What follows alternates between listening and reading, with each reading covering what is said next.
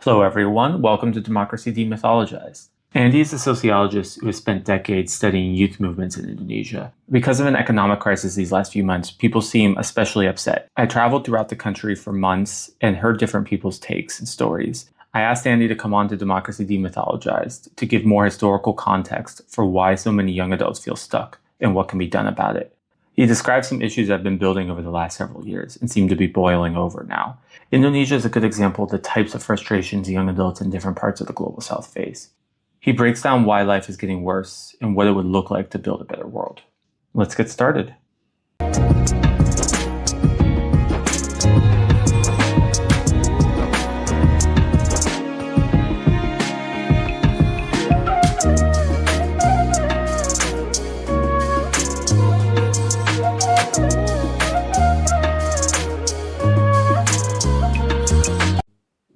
Hello, everyone. I'm here with Dr. Andi Achdian. How are you doing today? I'm fine, great. Thank you for asking, Stephen. How are you? I'm doing well. Yeah, you're like a sociologist, a historian. You're from Indonesia, and you've done a lot of work around Indonesia in trying to understand maybe particularly cities, things like protests. Do you want to give maybe the 2-sentence version of what you do? Yeah, I'm a lecturer actually at Universitas Nasional in a sociology department. So I have my background is history. So I sometimes often combine with my approach with something like historical sociology. And my focus is about colonial history and colonialism, and also about the anti-colonial politics. So that's my last book published in 2023. It was about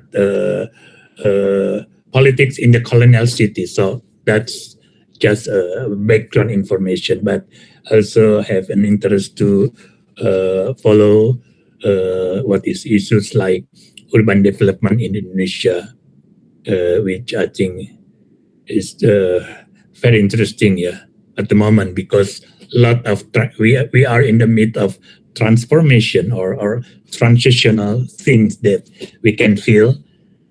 So that's the thing that I think is interesting to follow. So that's my background. Yeah. There we go. Yeah, you're bringing up the two big themes I wanted to talk with you today. So let's. I wanted to get started with some recent things. So you live in Jakarta. Yes. A week ago, maybe it's a week and a half ago from the time of the recording, which is this. So this is in June. I may not post it at this time. But there were some pretty big protests in Jakarta, I understand. Yeah. Do you want to maybe walk through like what was going on? Yes. Jakarta is what is a capital city in Indonesia. It's always usually a home for contested politics for quite a long time. And for the recent period, just in the last 2 years, I think with the coming of new government, there was several protests or demonstration already in the capital city. The biggest one was August 2025.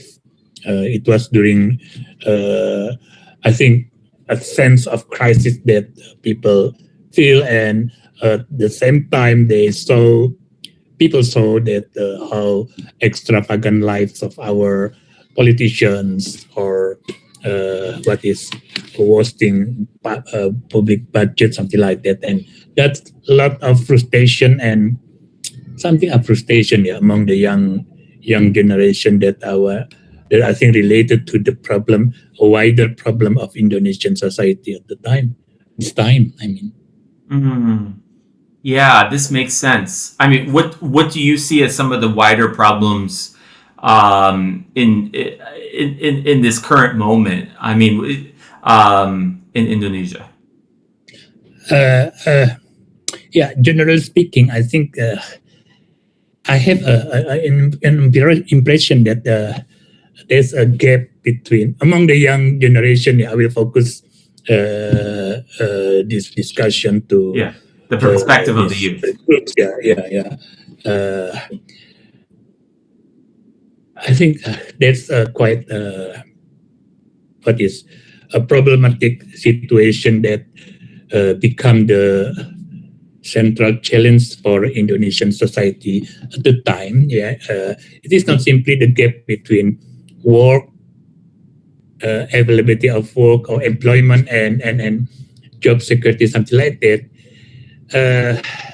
It is the fact that a growing part of the economy in Indonesia during the last 2 years, maybe, 2 years, it's no longer creating enough productive employment. So forcing workers circulate from precarious activity to another without clear path toward upward mobility. So I think there's a sense of general frustration with the population. I mean, especially among the young generation, graduate from the university that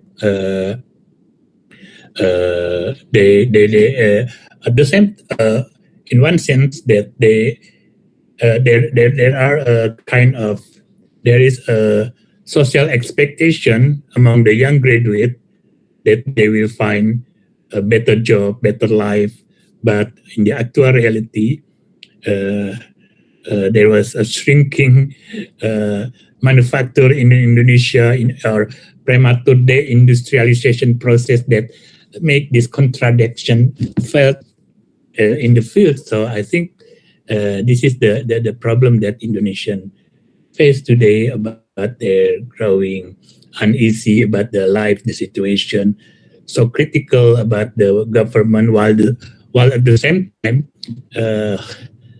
the new government under Prabowo has what we call a big project like makan bergizi gratis or food, free food for young people, that take a lot of public spending for this and cut spending for education or something like that. So that's a growing uneasiness that we face during the last second or 1 or 2 years. Yeah, this makes total sense. I feel like, I mean, it's a lot. It might be helpful. It seems like the last 2 years, I mean, where people talk about a currency crisis where the rupiah, the currency in Indonesia, is at the least at the least the worst it's been in at least decades, I think, for at least a while. Do you and it seems like this program, it like because I've been traveling throughout, or was recently traveling throughout Indonesia. When I talk with people, one of the most common explanations of this program that I will hear is something to the effect of this: that it was meant to give food to children. Maybe that they think that's a good idea. That's a bad idea. I, as a quick side, as a former teacher, I have seen the value of free food to children. I do think, in theory, that is a good idea. But that the implementation was just awful. People got sick. There wasn't effective sanitation measures. But then also, basically, what happened is a ton of money got allocated for this. People's budgets, like teacher salaries budgets, got cut, and then everything got funneled to this, and then that money basically got distributed to specific corporations or other ways that basically got distributed to elites as in this kind of corrupt way. That's the explanation I will most commonly hear my Indonesian friends describe. What do you think? Is this accurate, or like what's happening? Uh, yeah, there's a lot of discussion and debate about these issues. Yeah, the food for children, and how the government organize the public spending, which cut a lot of social uh, spending that we needed most, or uh, people people thought that it is a wrong way how to spend the public money for this, because first the program is organized around uh, political patronage of the current government, the president, and also his party, his ministers, or people. We call it oligarchy, yeah, of course, in one term. So the first question with this program is about who benefited from this, who have the most benefit from this program, and many objection arise with the fact that in fact that those who are benefited from this program are groups, only a small fraction of uh, his political networks, including the army, the police, yeah, and the bureaucracy and the party. So it remind me something for me, for my position. I wrote about this article about this. It remind me about something like a developmental state that was created during the first period of New Order regime in 1960s. So it replicated. It seemed like the current government now try to replicate this strategy, economic strategy, by putting the state as the main vehicle of development. So I think it is I will say this regime a kind of developmental regime that try to develop what they think that is right. But of course, the problem with this kind of approach from Indonesian history, that the benefit the benefit of many good program, actually it in a sense it is a good program, but how it is organized, it always benefited a small groups of people in power. So that's the situation. And of course, we also have to consider about the nature of Indonesian economy. Since quite over more than century, Indonesian economy integrated into world economy, was introduced during Dutch colonialism. Yeah, the Dutch introduced modern capitalist plantation system in their colony in Indonesia at the time, and integrated and produced a lot of commodities that are very profitable, that were very profitable in the world market, such as sugar, coffee, etc. And that's kind of economy, while the country were integrated into world market. But there also a problem with the strategy, that if there's a problem with the world market, what is the strategy, the national strategy to cope with this problem? So that happened during 1929 when there was a world crisis, yeah, and it also happened in Indonesia. So that we have also a recurring crisis, and today I think now we also experience this process that our economy already integrated into the world economy, but we must also we have quite difficulties to cope with the problem, while the world economy have what is several problems like the war with Iran and USA and what is the problem with the food price, something like that. So that's related with this situation. Also, people think about the current crisis. There's a crisis. There's a crisis already felt subjectively for many people, especially the young people, and that's why a lot of protests against this program, a lot of protests related with how the government created a policy to cope with national problem or to cope with the growing what is dissatisfaction, yeah, or growing frustration among the younger generation that enter the labor market. I mean, over the last several years, of course, Indonesian economy still grow, yeah, but many Indonesians have not experienced growth as economic security.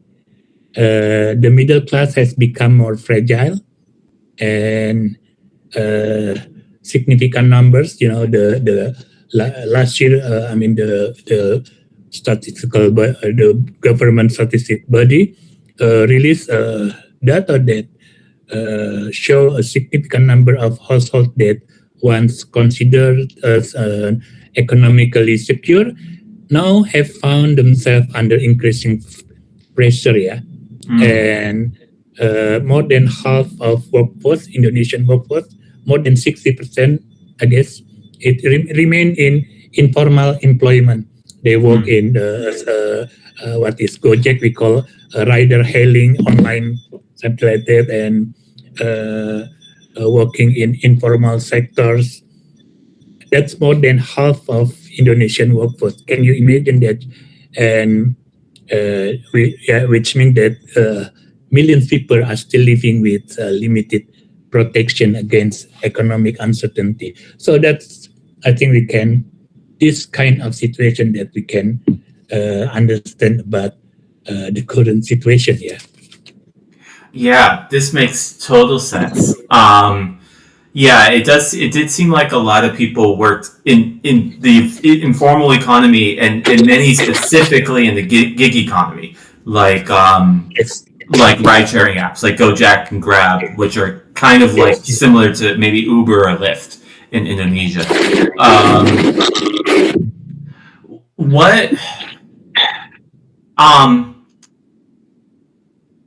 Maybe I'll come back to the present real quick, but in a second. But I wanted to ask about what you were talking about historically. So you were talking about how Indonesia got built into the world economy.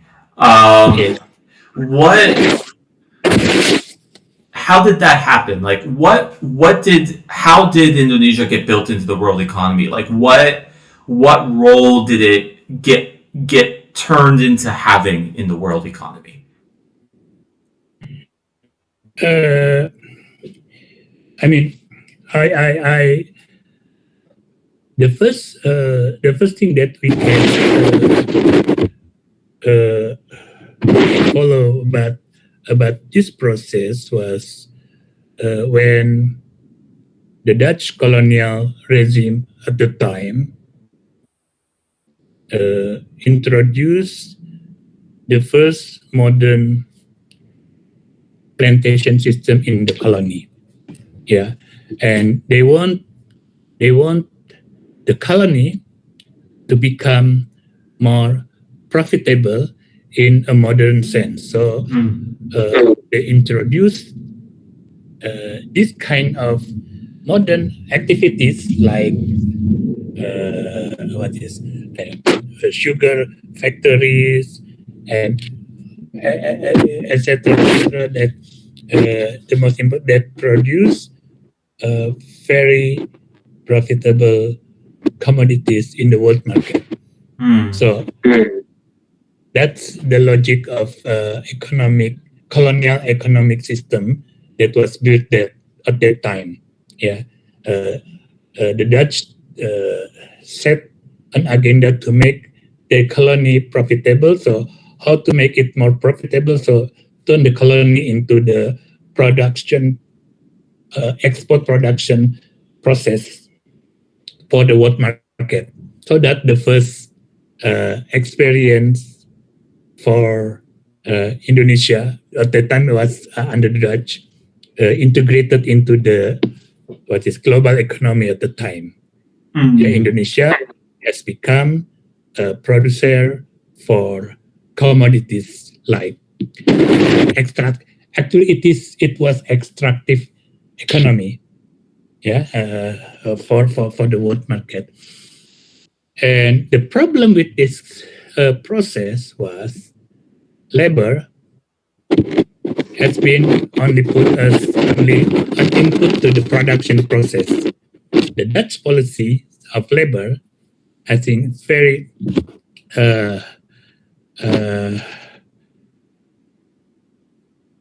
they don't labor at the time was abundant and wages were generally low. I mean, that's the model that they created, that they developed their economy with the help of cheap labor. That's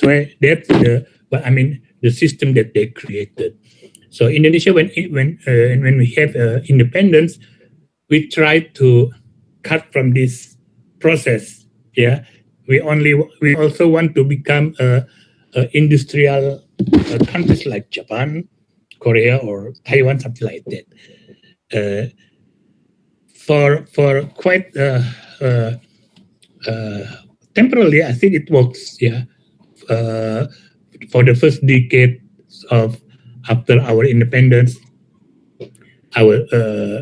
we try to mobilize national industry, something like that. But this experiment also halted with the changing of government, with the coming of the military regime, under the new order. And the new order developed, or they also created a system where actually it was a replication of Dutch colonial model. So the government tried to industrialize the country by using the model of cheap labor as something that to attract the investor to come to Indonesia. And yes,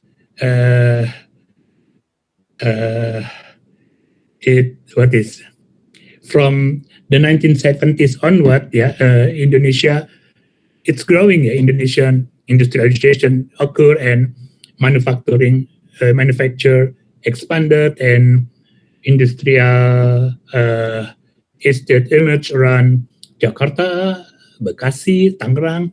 We call it the center of industrial development, and Surabaya. So we saw also during that period a big migration, people from rural to urban center. For many Indonesian in 1970s, 80s, or 90s, or until the mid 90s, before the new order regime collapsed, it was a period of upward mobility. A farmer child from the rural area become a factory worker. A factory worker child could attend the university, something like that. So there was a kind of relatively clear pathway exist from agriculture to manufacture and then into a middle class. Yeah.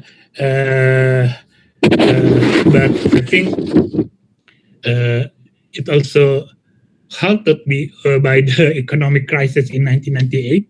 So the regime collapsed and Indonesian industrialization process was prematurely halted. Yeah, so we experienced what in this area said about the premature deindustrialization.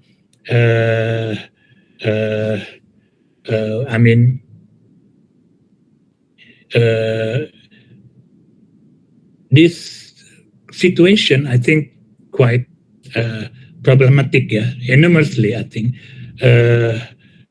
And beginning in the late 1990s, I think, and accelerated around the 2000 and 2010s, manufacture ceased to function as great absorber of labor, than it once was during the New Order. So perhaps it was also because of what is global competition. Investor moved to, or they moved their factory to Vietnam, something like, we have a much more cheaper labor there, and also, but it also reflected Indonesia difficulties moving into higher value industrial sectors. So.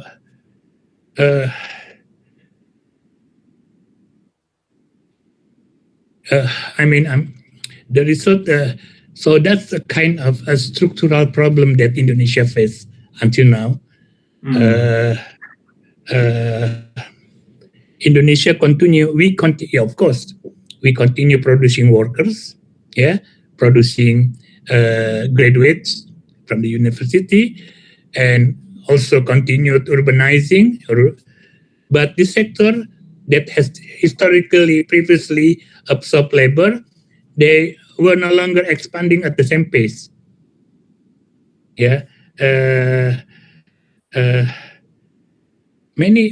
This is where the current story starts. Many discussion focus on unemployment in Indonesia, but unemployment is actually only part of the picture. The more important issue that workers increasingly move between different forms of precarity or precarious employment. Instead, just to make sure I understand this point, because this point seems very important. You're saying that like they often will talk about unemployment, but that's not the real issue. That the real issue is that the people are in a precarious situation where they go between being in a precarious situation and employment. Yes. That's what you're saying, right? Yeah. What I want to say that there are jobs, but different quality from their previous jobs. I conducted this month. I organized a kind of surveys among gig workers, and the story was the same, that they were actually workers from manufacturing industry, and since before COVID 2019 or during the COVID, they were laid off, and then they moved into online rider Gojek, something like that, and they still have a job for them available, but it is very low security, very low wages, and that's that's the kind that instead of progressing from agriculture to industry, Indonesian economy, or into more productive occupations, people circulate into between temporary jobs, informal activities, a platform work, or a small scale entrepreneur. We call it UMKM. During the last year, UMKM in Indonesia is growing very fast.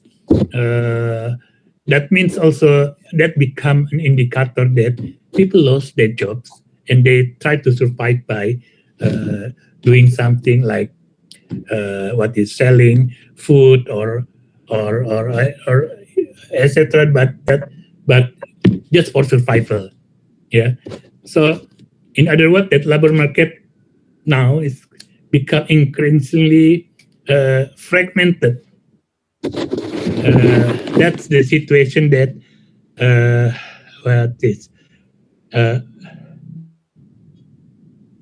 many graduates, I think, also have a problem with they become a freelancer or working in insecure occupation, but it is also a precarious work that they have. Yeah.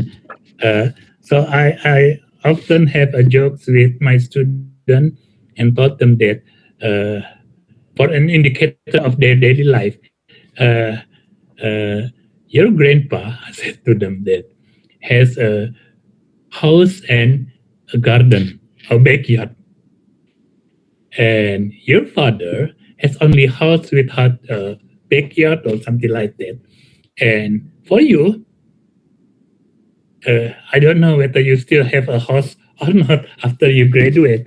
That's the challenge that they have in this situation. So, which, for the record, that specific one is also one that our generation is seeing in the U.S. as well as housing becomes expensive. But that's a conversation for a different podcast, episode.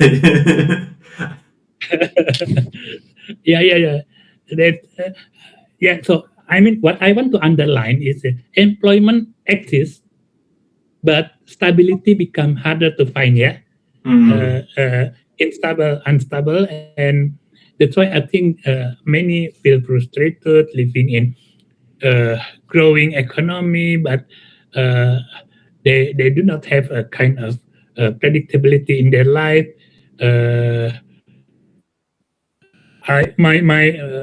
What I found when I was when I was organized a survey to the gig workers, one common it is more than 80% said that they do not know about what they can gain for tomorrow. They're just working for this day and tomorrow never know. Something like that, yeah. They experience a constant movement without clear advancement.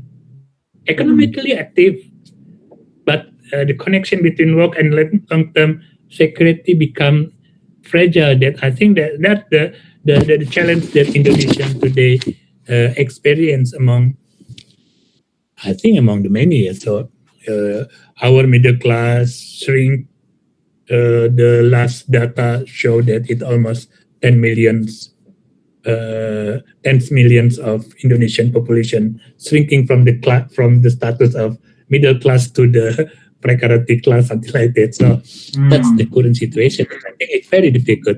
So we can understand about the background for frustration, anger, or something like that. Yeah, this makes sense. I mean, this is very sad. One thing I will say with Indonesia, so visiting Indonesia, I mean, it's a lovely country. One aspect, there are 3 countries in the world that when I show up, I can almost just feel inequality. Like I can feel it in the air, like a type of toxicity, like almost interacting with people where I will just like see how people are in very different situations, and how that pervades daily life in society. And in Indonesia, I said there are 3 countries. In my experience, that's Brazil, Indonesia, and the Philippines. Ironically, I'm currently in the Philippines as I'm recording this. But Indonesia it just strikes me. And like the friends I would make, the people I would meet, it would be very apparent. Like they would be in all sorts of different walks in life, ranging from basically getting by on, under 2 million rupiah a month. So that would be under $120 a month to some people that were kind of very clearly upper class in a bit of a kind of a posh lifestyle. And I personally would see a lot of, at least what for me would be very bad, what looked like to me just very poor, like labor conditions. Some of this is a cultural difference. Like I would see, it was pretty common that people work 6 days a week. That might be a little bit of a culture more than precisely like bad work conditions, because the culture seems to value that there. And I'm from the U.S. am used to, like, you get your weekend, you get 2 days off. But like, I would talk to people, that they would be working maybe 6 days a week, 12 hours a day. They get 1 day a week off. I've talked to people who even worked 7 hours, 7 days a week, Right. 12 hours a day. Right. And it's just like it's, you can kind of tell it's like it just kind of takes from them. It's kind of grueling. Yeah.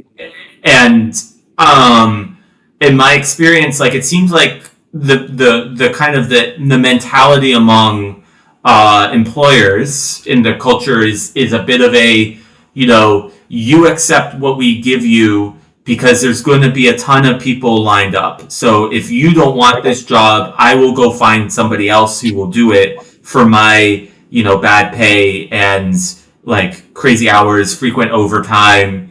And, by US standards, it would often be pretty bad. Like, most people I talk to would be somewhere around 3 million rupiah, maybe somewhere between 2 to 4 million rupiah a month, which is maybe about $180 a month, or maybe that's 2 to 4 million would be 180 to 240, like somewhere in that range. Yes. Yeah. What are your thoughts on this? Like, what am I off in how I'm thinking about it? Or how do you think about this sociologically?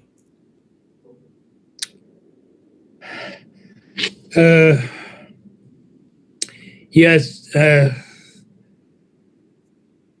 I think it is quite difficult to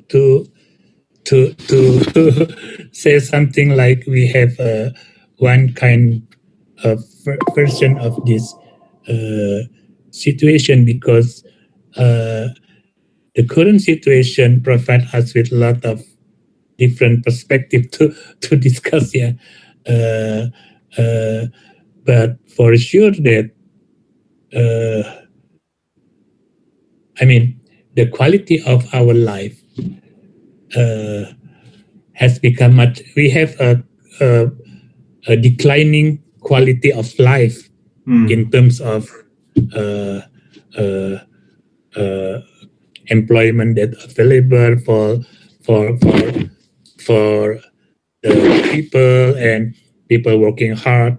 It is telling it shattered the imagination of a social contract that, for the graduates here from the university, for quite a long period. In the 1970s, 1980s, people are told that education will provide you a better job. A better job will provide you with better life, and it is kind of a circle of history moving forward, something like that. Yeah, but until the crisis and the last 5 years, I think there's a kind of stalemate, or the feeling of we move forward is not quite available anymore. Yeah, it's not there anymore. What we have something like we just under the survival condition during this time. That's why it is the government program. The most popular government program is always kind of bantuan. What we in Indonesia we call BLT, bantuan langsung tunai, cash transfer to the poor, something like that. Yeah, just to make them not to exploit. The social exploitation. Just a kind of program, MBG food program, and also what is the initiative to develop food estate program in Papua, something like that. Yeah, it's only kind of it is not. It is just only for it doesn't solve the problem. You just give it not to explode a social to become a social protest, something like that. But I mean, I don't know, but that's my uh, impression that we do not have a kind of optimistic historical progress in our self. Yeah, the dream that education provide you with better life becoming shaken, or what is, it's not solid anymore. So that's in the last month, government announced that they want to close several study program that they think that it only added for the unemployment because there's no work, and they blame for the university's program study that did not qualify for the link and match with the industry, which I oppose this position that it is not about the university study program, but it is about our economic situation that getting worse and worse. So we have what is a lot of what is labor works already there, yeah, competing each other like we are in the stadium, and the seats are getting limited and limited, while people who want to compete for the seat is getting much more bigger and bigger. So that's the situation that quite pessimistic. Maybe I'm pessimistic about the situation. And while at the same time, at the same time, we also saw uh, economic what is injustice here, and only a tiny percentage that have gained or gain they have an advantage for the situation. Only a small percent that's in Indonesia getting this, and people saw that's the background of anger or urban protests last year in August 2025, when a politician asked for more rising of their subsistence, yes, for better house or housing for politicians, something like that. That created anger, widespread anger in the country, because while at the same time people have facing difficulties, we have a certain group of people that wasting public money and use it for their personal gain, something like that. So that's a bit gloomy from my perspective. Yeah. Yeah, this makes total sense. I mean, with the first, you cover a lot, but I wanted to give a comment on one of the first things you talked about, which is that college education or university education does not guarantee a job or guarantee a middle class job, and as most of my friends, are youths or young adults like myself, Oh. they tended to be in this world, and a lot of them would talk about very commonly they were, some of my friends or many of my friends were in two different positions. One was they were unemployed and they were struggling to find a job, and they would tell me it's really hard to find a job, or they worked in a very different industry, usually a lower paid industry than what they studied, because they said that it's too competitive, they can't find a job in that industry. Like, maybe, for example, one of my friends worked at a hotel in Sarong in Papua. That's a city in Papua, if anyone doesn't know. And she studied IT, and she told me, like, and I asked her at one point, I'm like, why, you studied IT, why are you working in hospitality now? Why did you not like IT? Did you not like tech? Why did you make that transition? And she's like, she's like, it's too competitive. I couldn't find a job, and she's like, she still looks for a job in IT, but I think she's all but given up on the fact that she'll be able to find one. And this is a good example.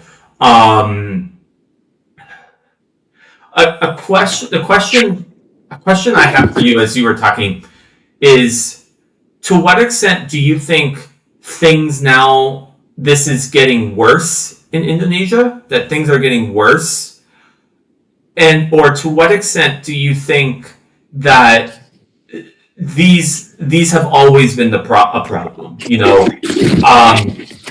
Indonesia was colonized by the Dutch, that established a certain type of relationship and a certain type of problems, and that this is the current manifestation of these problems. But, it was to the same rough degree 30 years ago or 50 years ago, but this is just what it looks like now. What do you think? Is it getting worse, or is it the same problems just now?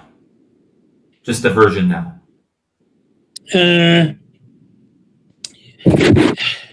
How to say this one? Yeah, it is quite interesting. That's the thing that I wrote in my paper about the background of urban protests in Indonesia in August 2025. So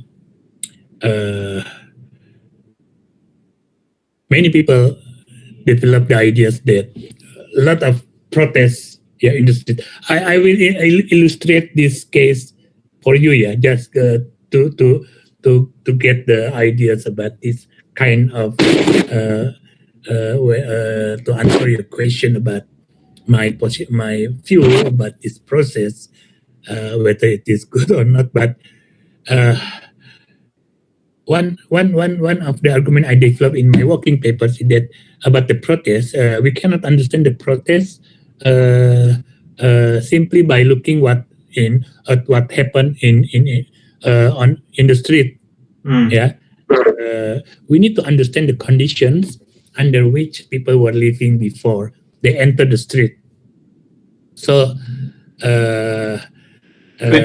one quick comment there, but that idea in the abstract makes total sense. To me, it would be like an earthquake. If you want to understand an earthquake, you don't look at what happens on the surface, even though that matters. That's where the harm happens. That's where the buildings fall. But you got to go deep into the earth. You got to go deep into the plate tectonics, on or right above the mantle, and look at that level to really understand why an earthquake is happening. But yeah, keep going.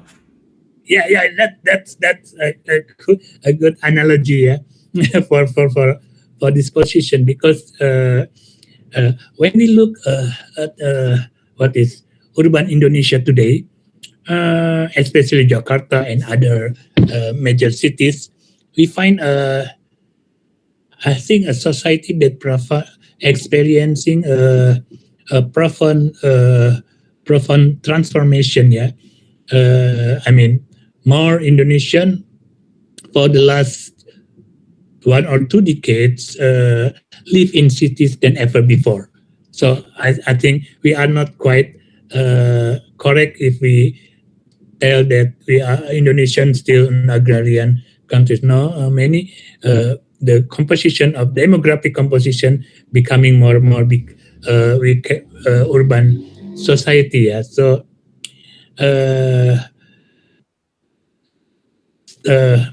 I mean, the issue is not necessarily about absolute poverty. Many protesters from the in August 2025 were not the poorest member of the society. They do not come from that social background. They were people confronting. My impression that they have more uncertainty. Young graduate and workers facing layoff of precarious employment, middle class families struggling, what is with rising housing costs, something like that. and people who have been told that hard work still generates stability, but people increasingly feel that promises are becoming harder to realize. This is why the shrinking middle class, we experience a shrinking middle class in the last 1 decade, because an important background condition for the protests. Between 2019, the government, the statistic agency said that between 2019 2024, for the last 5 years, nearly 10 million Indonesian move out from the middle class category. So, that's, you can imagine how the subjective condition of people who are thrown out from their previous position into a lower position, and they lost about previous nice thing that they have as a middle class, and at the same time, surveys suggested that last proportion of middle class households were spending more than they earn during a certain period. That's the statistic. Yeah, I forgot about the exact number. That's why, we have a rising problems with online gambling, and online debt is soaring. We have skyrocketing online debt. And I think it's because they use it for their consumption process. So, this is not merely an economic indicators. It reveals a growing fragility, within group that traditionally they have been viewed as beneficiaries of development. Yeah, so increasingly uncertain about their situation. So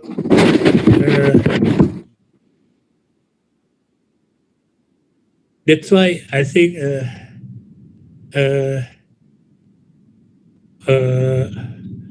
the protests spread so rapidly, and they have coming sentiments against the elite, as a small fraction of elite that still show luxurious lifestyle, something like that. That kind of uneasy feelings about injustice that very visible in the current society. So, if you ask me that whether what is the condition, yes, that's the condition. The fragility, the fragile middle class, and uncertainty of their daily life. So that's very difficult for people to cope with. And you mentioned about what is longer working hour, something like that.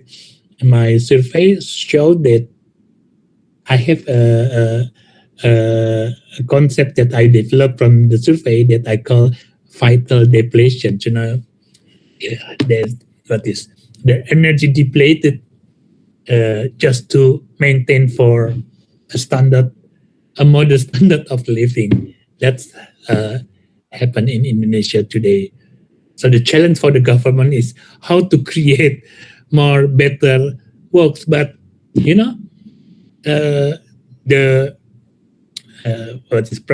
President Prabowo was criticized for his foreign trips abroad. Yeah, too many foreign trips without any result. So that, but I think I understand the government effort how to attract foreign investor to create more jobs for Indonesian. That's the biggest challenge for the current government this time, because with 60, you can imagine, but about 60% of Indonesian workforce working for informal sectors. So that's the 60% people that living without secure job, secure what is insurance, something like that. Yeah, that's the situation. Yeah, this makes sense. It can seem like a very sad and frustrating situation. Like, it seems like a lot of people are powerless, and a lot of people I talk to kind of feel powerless in this situation. I suspect, like, I think for a number of my friends, protesting would probably be helpful because it makes it kind of draws those emotions out. It encourages them to like think about the wider society. Because in my experience, some of my friends will be like, the problem is, all these different social forces, but some of them, they blame themselves. And that can be very sad. So they direct that frustration inwards. And then they kind of develop a type of, maybe some of them might develop a type of passivity where they just kind of learn to not do, or they think like, I'm not doing enough, not realizing that they're doing a lot, but the problem is that they don't really have good opportunities to begin with. Yes. What do you think it would look like to, what do you think it would look like to spur more jobs? What do you think it would look like to fix some of these problems?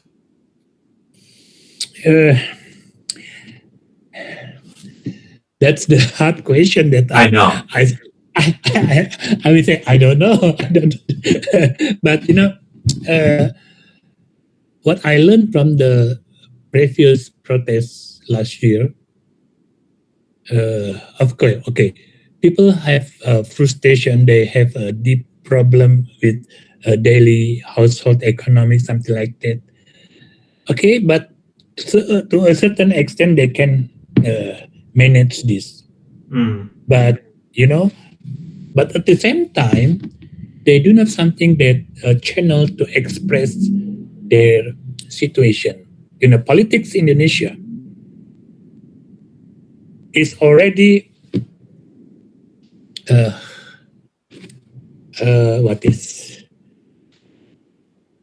close. Yeah, we have a lot of a multi-party system, but party has not become a good channel of people aspiration. It is a part.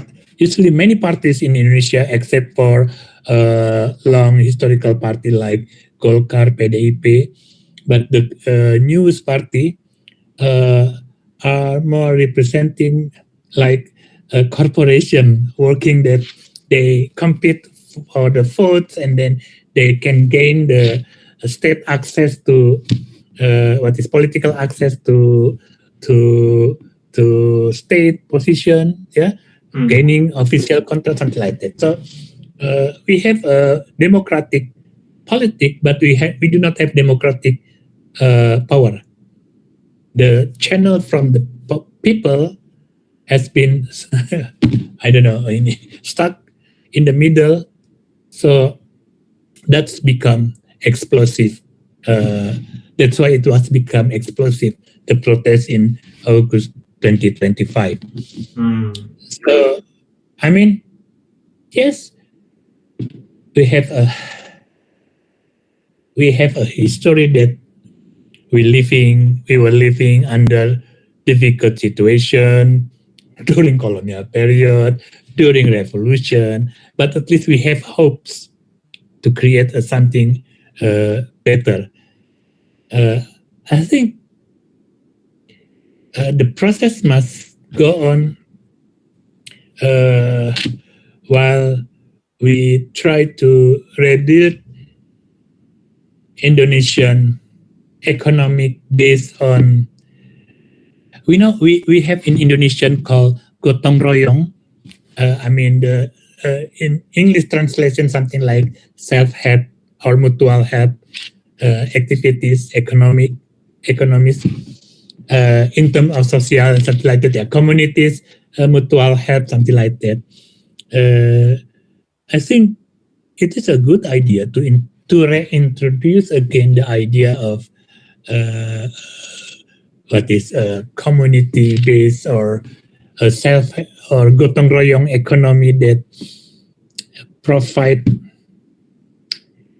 more security, care for people at the community base, yeah, at the community level, because if you work in a precarious situation, what you need most is about support, social support, and when the government cannot give you this kind of support, you must organize yourself this support system, yeah, like of course it needed much more effort, yeah, to develop this.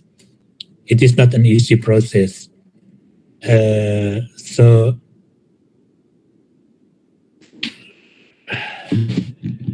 generally speaking, I'm not an economist, but I understand that we also need to balance our economic, not always dependent on the international world system. We also have self-reliance in at least for basic needs. That's it is crucial for Indonesia today. Yeah. Digital economy doesn't solve the problem because it only, as I told you in the beginning, that it only moves the informality in the sector to another digital informality. They did not create a more secure or more better work system. So I wanted to ask, what you're saying makes sense. I wanted to bring up something else that is interrelated with this, and then I'm going to connect it back. It'll connect back, especially to what you were talking about at the end about the international system and self-reliance.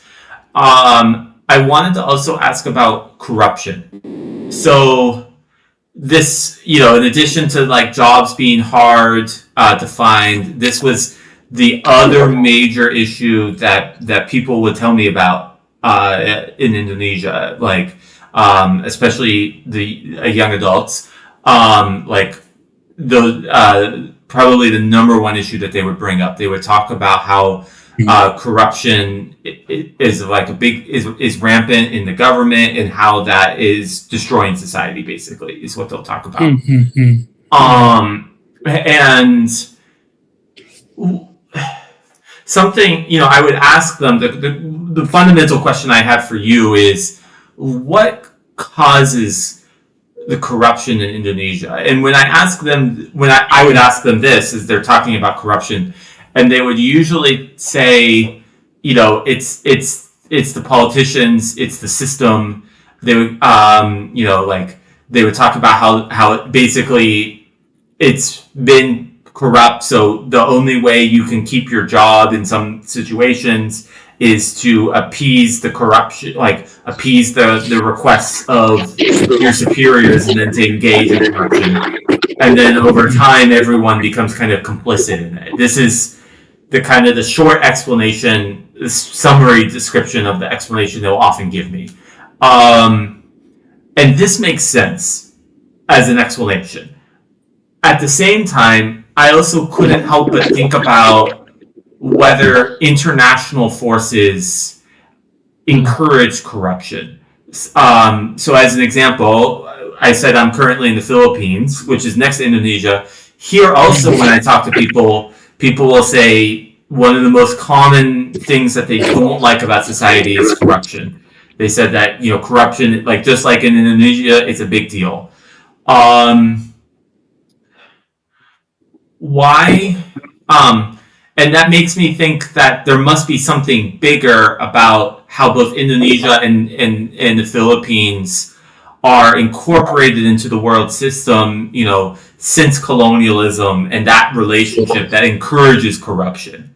And I don't think when I talk to Indonesians, they don't bring this up. Like, this is kind of me thinking internally. I don't think these explanations are mutually exclusive. Both could be true.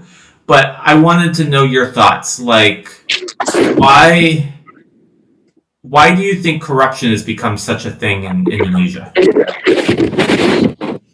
It's a very big question, and uh, I agree that that we need to move beyond the idea that corruption is simply the result of individual greed of politician, or a moral bankruptcy of certain individuals. Yeah. Of course, some official abuse of power, personal gain.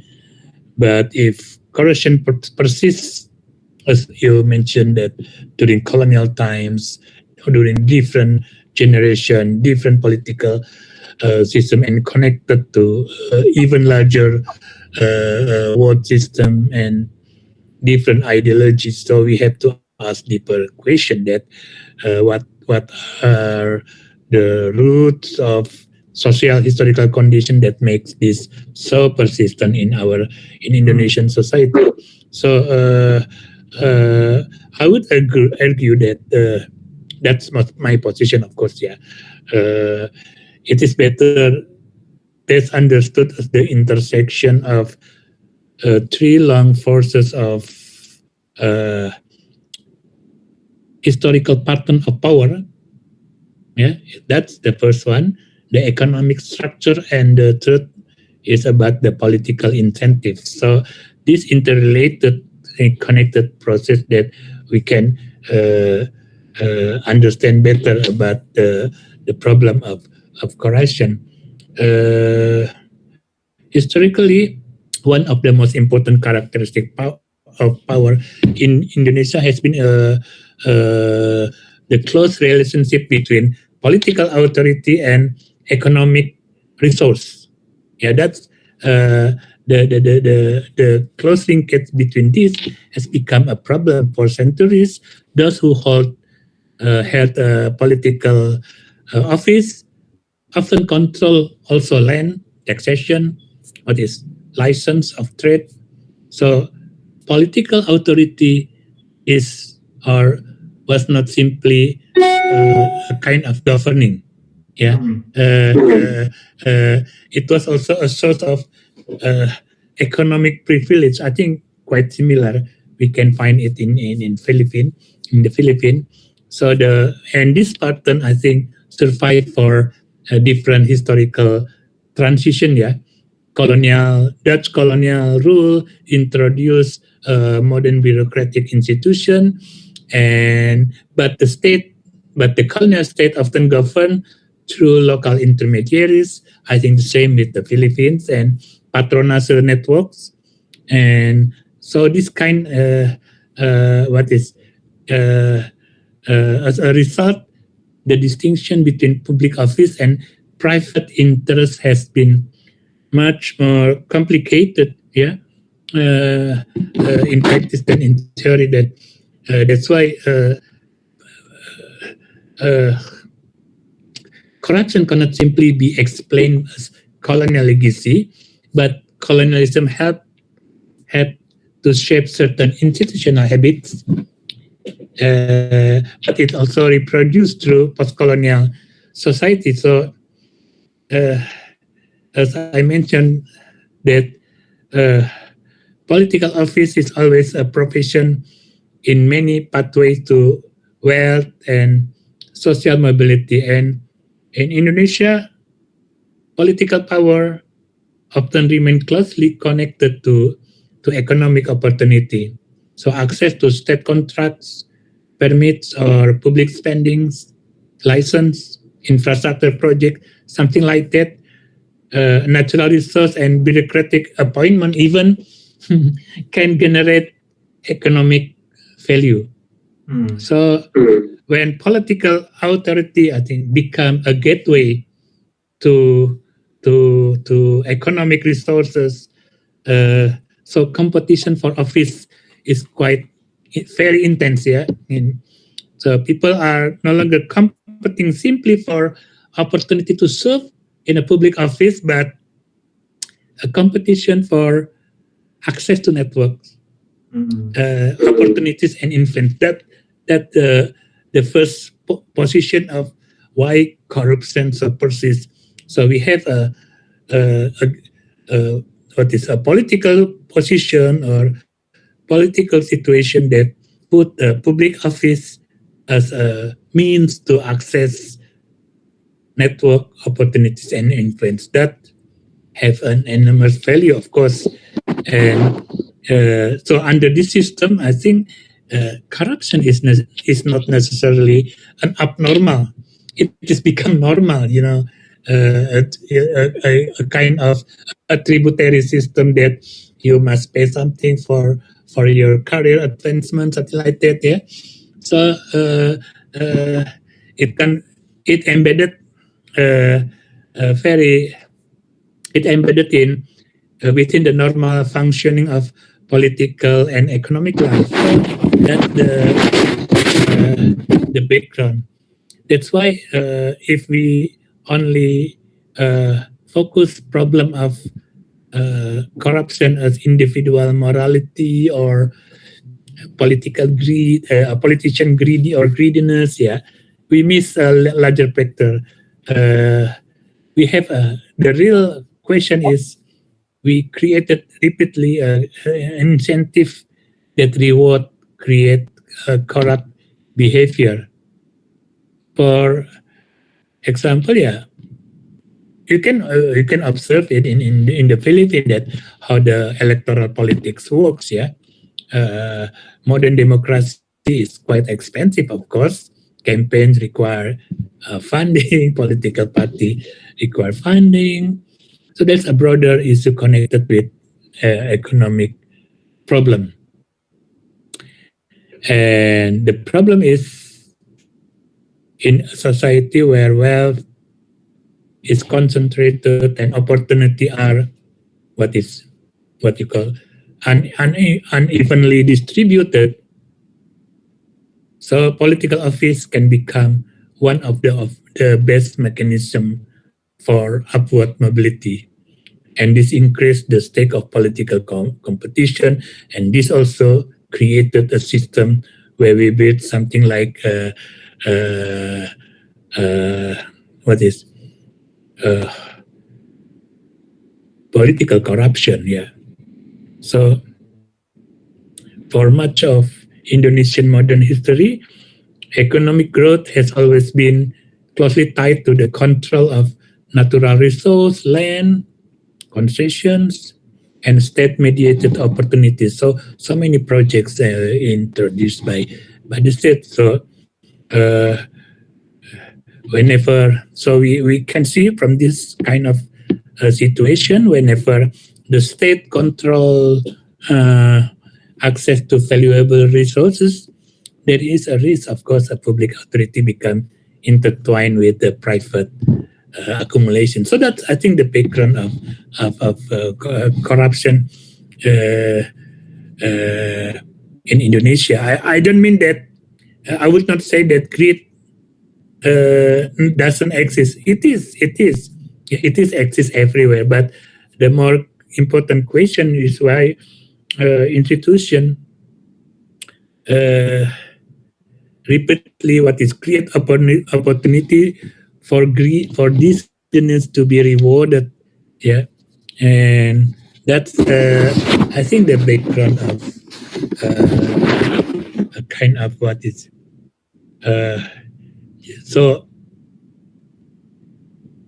as long as political office remain the most effective channels for controlling wealth or distributing opportunities or privilege, I think corruption will continue to find a fertile ground in Indonesia, and we don't have quite. We already now have a quite strong institution, the corruption eradicate body, but yeah, and we are now see the process that politician in the parliament try to make what is regulation that limit the power of that body. So that makes corruption so resilient in Indonesian society. So that's maybe that's my my impression about but what is when you ask about the corruption in Indonesia, problem of corruption. This makes total sense. A question I have. So this is in my personal experience. So like the first time I went to Indonesia in 2023, yeah, people would talk about corruption, but not super often. But when I went back in both 2025 and 2026 after the election, so the end of 2025, people would especially youth, because I tended to talk to young adults, very frequently would bring up corruption. Like almost every day or every couple days, somebody was talking about how frustrated they were with corruption. It seemed, to me at least, that there was a significant increase in how much people talked about corruption as a concern between 2023 and 2025 and 2026. I don't know. I guess my question is, like, do you think that is also the case? Maybe that was just my personal experience, but if so, like, what do you think might have caused that? Was that corruption has increased pretty significantly in these last couple years, and that's why people are talking about it? Is it that the elections in 2025 really just kind of brought that into the fore as a problem that people are now talking about in a way that wasn't necessarily the case a couple years ago? Is it that like the other theory I had was that people's position in life is becoming more precarious, like you said, with the economy, they have less jobs, less opportunities, so they get more angry with corruption as their situation in life is deteriorating, and thus they're more likely to talk about it. Whereas they kind of always knew about it, but in a previous time they might not have talked about it as much. Or maybe that there's just no change, and I just happened to talk to people who talked more about corruption the second time around. What do you think? I think it is quite interesting that first, corruption is always kind of issues that will unite people very fast, very quick in terms of critics against government. So I think in many countries have a similar problem. So corruption is the basis that we put our position against the ruling government. Yeah, in many places. So that's why I think it will be very common if we want to talk about certain regime or certain critical position against the current government, current regime.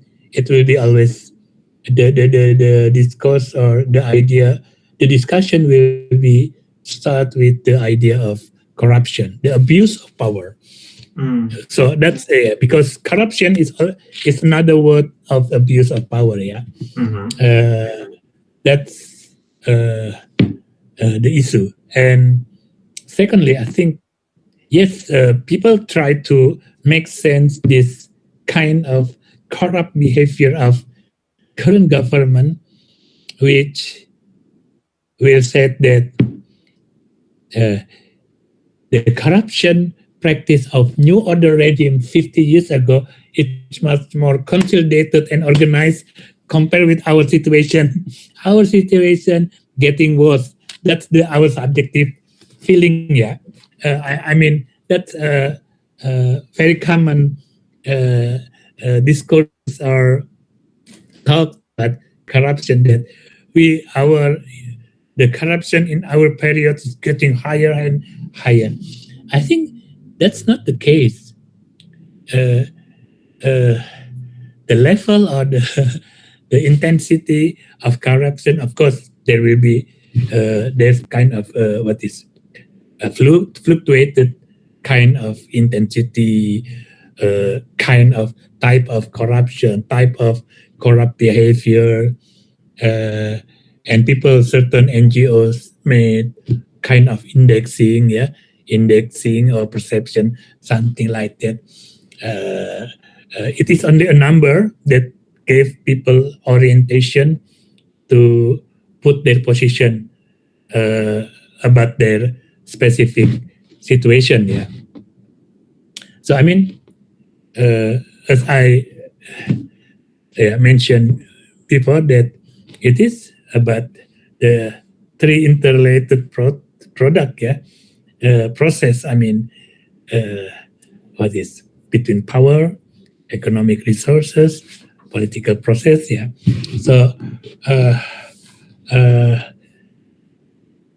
that's the three interrelated process is we can only see how differences of the fluctuation of intensity or something like that about the corruption issue. Yeah, it's always related to his power, economic resources, and political incentive. I think that's the basic that laid in the corruption. But of course,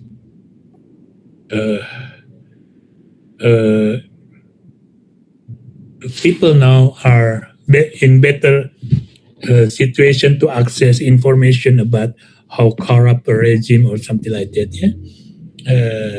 But I think the system that created a corrupt behavior is still there. It's the same. I think it's similar from the Dutch colonial period until now.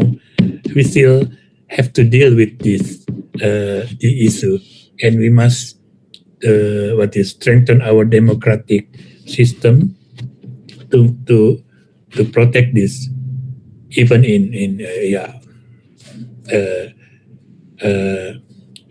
it has become much more becoming more worse.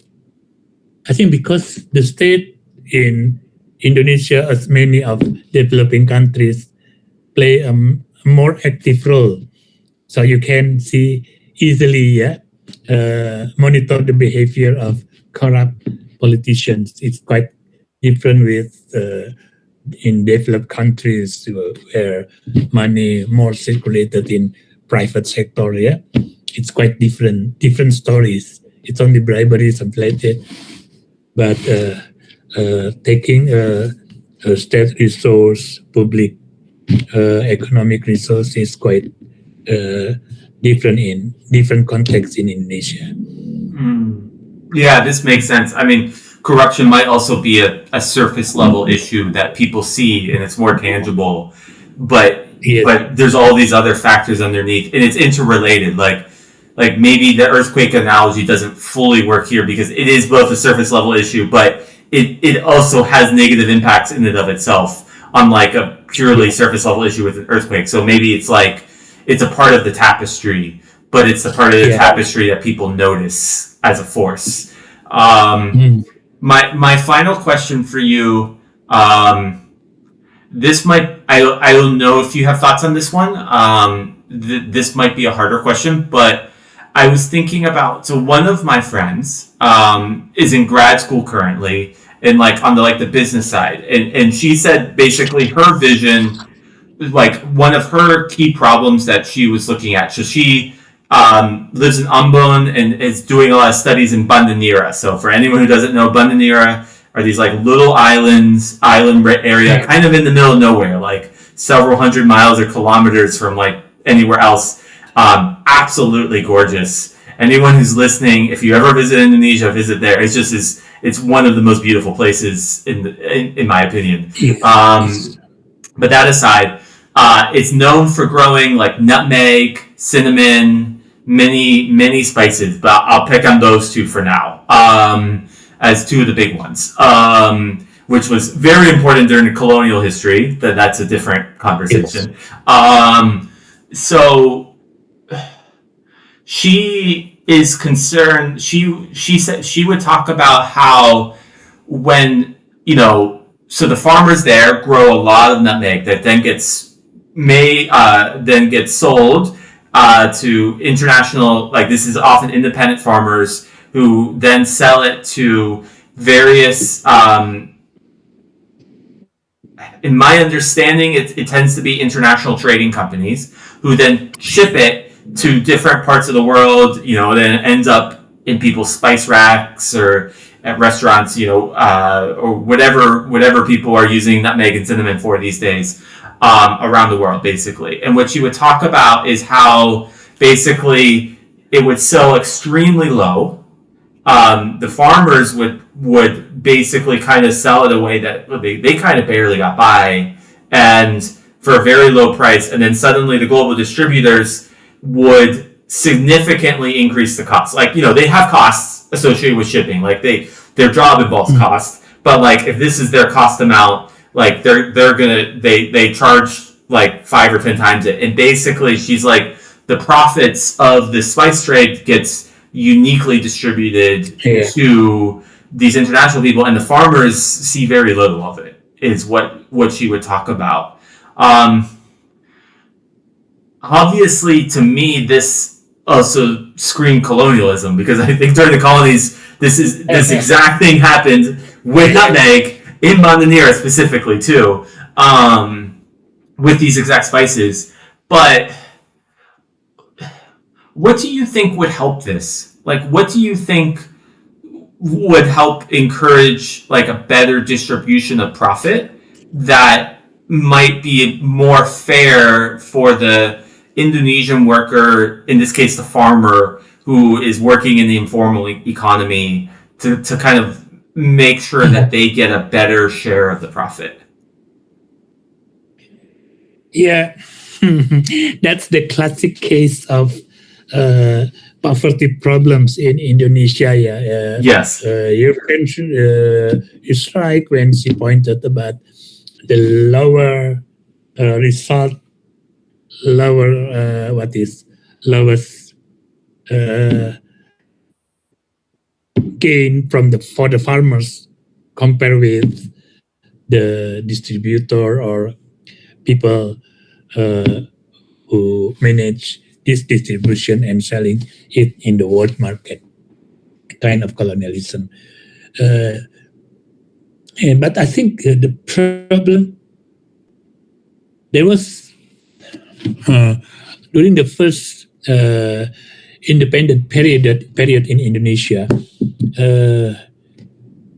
many of our founding father are also aware about this situation, how we call it marhen, the name of independent farmers with land and with a product, something like that, but still live in poor situation.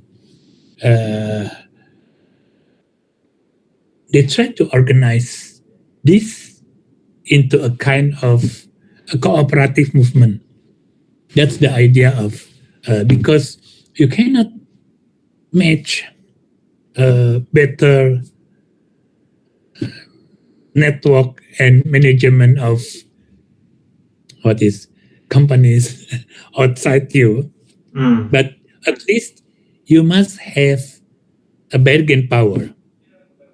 So as long as you are only an individuals working in your tiny lands without the support of government, I think you do not have any power to have more profitable income from your work, your labor. So, but that's also the question of government initiative to empower the majority of working population, the farmers, the workers. Yeah, that is also the questions of economic self-reliance is also important. So we must organize first this kind of fragmented farmers working for certain production, but in their individual uh, position. Compared with China, China also organized the process of production in household production, yeah, but they organize it at least, and they make a more efficient uh, uh, process of distributing and the commodities. So they have what is much more advantage in the world market about this position. So I think the government of Indonesian government must take into account of this position. It is quite very long that Indonesian direct producer of agrarian products must struggle themselves by their own. I mean, they work by their own, yeah, with a very little help from the government to support. So, yeah, it needs support. My question, my answer to this question is that the government must support this, and it needs government support because as individuals, they only just otherwise they only have what is very peanut thing from this process. Yeah, I think. Yeah. Yeah, this makes total sense. I with the collectivization, the first part, forming a group for bargaining power, that makes sense. This seems like it would be the right instance for that. What I hope is that they wouldn't like. I hope on the practical level that wouldn't require a collective with everybody in the world that makes nutmeg in whatever parts of the world where they also make nutmeg now, because just on the practical level that gets a lot more complicated. But it would be a lot harder to do that, or at least, yeah. Not that collectivizing even on that scale is bad. It's just that's a harder thing. That's a harder to do. On this second part, what do you think government support would look like that would help kind of help improve their situation, as opposed to whoever the government currently tends to prioritize in their policies now? What I heard from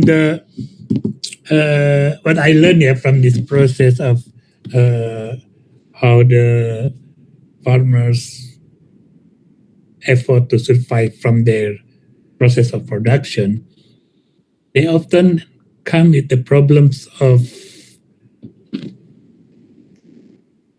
organizing their household economy. When they start plant the nutmeg, for example, yeah, and they need a kind of what we call pupuk, need support for credit, because the farmer must invest for a certain period before the production will be what is ripe for become a commodity to sell. Yeah, so a lot of product of so the government, the kind of support that I think credit, it is very important, and also open the market, facilitate the market for this kind of products.